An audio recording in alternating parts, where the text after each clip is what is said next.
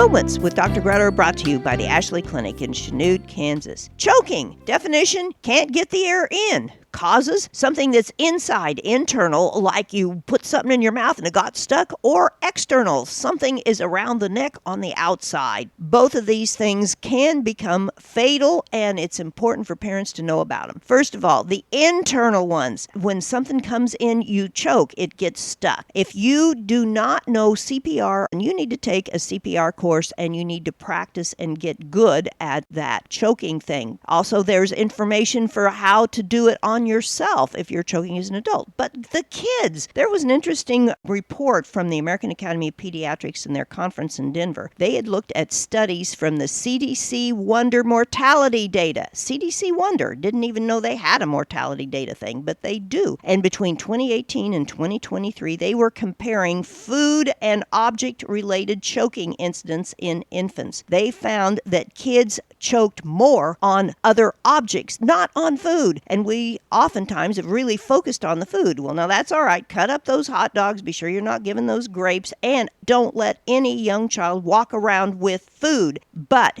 it's important to realize that when that child's down on the ground, and incidentally, you ought to get on the ground, get on your hands and knees and look around, see what that little kid's seeing, to grab with those little fingers. They are choking on stuff they find that's too small. Now, how about the other external choking thing? That's with your teenagers, where they may be playing that choking game. That is absolutely a bad idea. So you need to supervise your teenagers, maybe even a little more than those infants, and keep things safe, teach them what they need to know, and give them a hug.